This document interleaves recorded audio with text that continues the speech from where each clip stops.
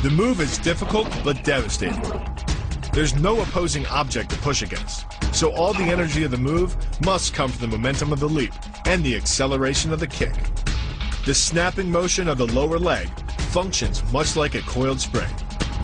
When unleashed, the kick reaches impact speeds of 20 miles per hour and delivers up to 400 pounds of force to the opponent's chest. The axe kick draws its power differently than most kicks.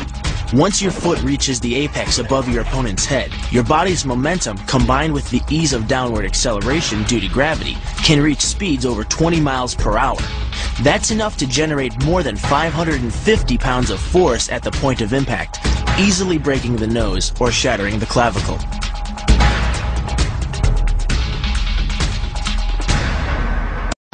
The kick's power comes from the torque generated by the rotation of the hips. It's the same principle that cracks a whip. Turning the hips just a few degrees forces the foot to travel a much greater distance and creates a lot of speed as it does. The longer the leg and quicker the rotation, the faster the kick. And unlike karate, Muay Thai fighters are also taught to strike with the hard bone of the shin. A Muay Thai kick can generate roughly the same force as a baseball bat, enough to crack a rib or a leg. Basically, it works like a point of a knife. All the force is magnified by being concentrated in a small, hard area. Even if the elbow doesn't deliver a knockout, it will almost always leave a nasty cut and often end a fight. Getting in close neutralizes the opponent's weapon advantage. Then, in the clinch, we bring the power of the knee to bear. Unlike the kick, which relies on rotation to create power, the knee gets its power from leverage. Pulling our opponent down as we drive the knee up can deliver up to 2.5 tons of force, enough to lift a car. It's not the arms, but the legs that drive our fists. Like a piston, the explosive power of the legs is capable of generating hundreds of pounds of force, all to a very vulnerable area, the soft underside of the opponent's jaw. Like the Hanuman move, the flying knee relies on the explosive power of the legs. But rather than spread the power of our blow over two fists, it concentrates it into the spear point of the knee and combines it with the force of gravity. It's the equivalent of hitting our opponent in the chest with a sledgehammer. The hyperextension of the elbow, created by pulling back on the locked arm, virtually ensures that he will be taken down. The knee strike to the wrist dislodges the knife and further loads the elbow and shoulder. The technique can easily result in damage to the elbow joint, the tendons of the rotator cuff, or even a broken arm.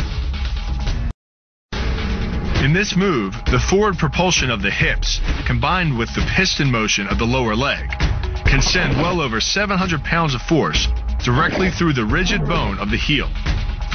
This impact won't just knock an opponent down. The force is enough to permanently damage his kneecap. The effectiveness of the Pola Kaimao lies not in raw power, but in speed. By relying on your triceps to snap the strikes forward over the elbow, 3 blows can hit in 7/10 of a second. The final impact of the strike to your opponent's face can deliver as much as 175 watts of power, more than enough power to stun him or crush the cartilage of his nose.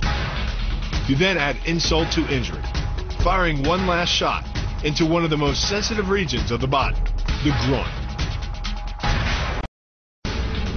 The secret to the move is wrist control. By rotating your opponent's wrist to the maximum extent of its range of motion, the bones of the wrist lock against the bones of the forearm and make it impossible to bring the strong muscles of the upper arm to bear. Then, you can pull your opponent off balance and into a potent knee strike. The combined force of the knee strike and your opponent's forward momentum can be as much as 2,000 pounds, enough to dent sheet metal. What makes this combo so effective is the momentum behind it. Powered by the running start and the most powerful muscles in the body, the quadriceps, the initial kick lands at 15 miles per hour. The second kick creates 3 times the injury-producing energy as the first, delivering over 650 pounds of force. That's like taking a shot from a sledgehammer to the face, more than enough to score a knockout and rearrange some facial features. The tornado kick is a study in controlled chaos. A quick spin confuses your opponent. Then one knee is thrust into the air, launching your entire body high enough to fire a powerful kick. The momentum generated by your body weight rotating freely, combined with a powerful hip thrust, creates a devastating blow of over 700 pounds of force upon impact.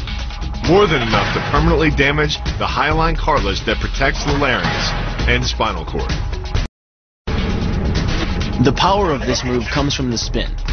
The rotation of the torso, combined with the foot at the extremity of that rotation, generates speeds of over 20 miles per hour.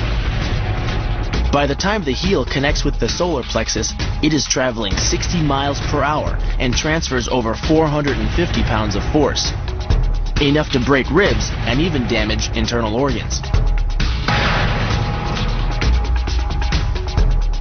Balayage Pamali relies on something called a flexion moment imparted to the neck to do damage.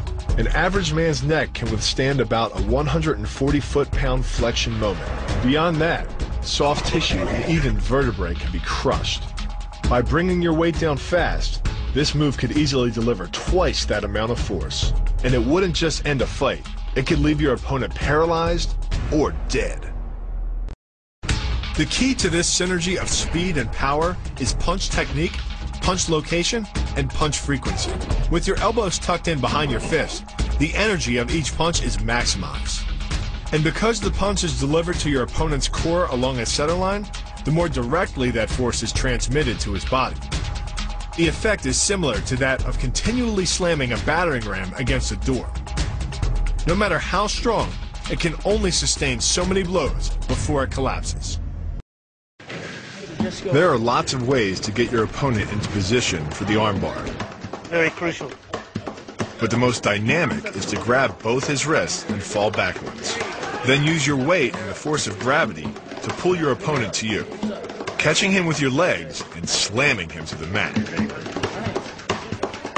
Keeping his elbow isolated at your hips and his wrist at your chest.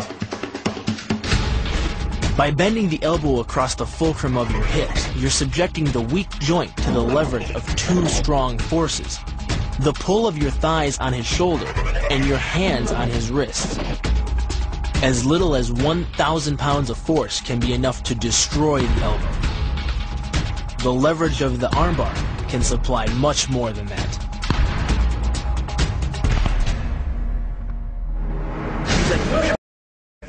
Across his body and get lapel. The takedown begins by hooking your arm under your opponent's and clamping down on his sleeve for control. Pull it and press down my shoulder to his shoulder. The knee is then kicked up and the leg splays out across the opponent's chest. You then rotate your hips, swing your other leg around his backside, and sweep his legs from behind.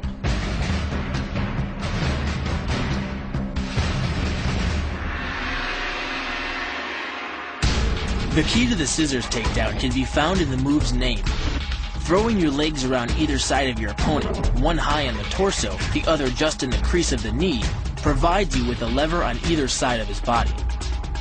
It's literally like a piece of paper between two blades of a scissor, only instead of slicing through paper, you're using a combination of potential and kinetic energy to cut through your opponent's center of gravity. The downward force exerted on his gi pulls your opponent across his tipping point. Along with your body weight, you generate enough instability in your opponent to drive his body to the mat, like a child tossing around a rag doll. The power of the takedown is derived from the simple mechanical advantage you hold over your opponent. By wrapping up his striking leg at the upper thigh, you've placed your opponent in what's called conditional stability.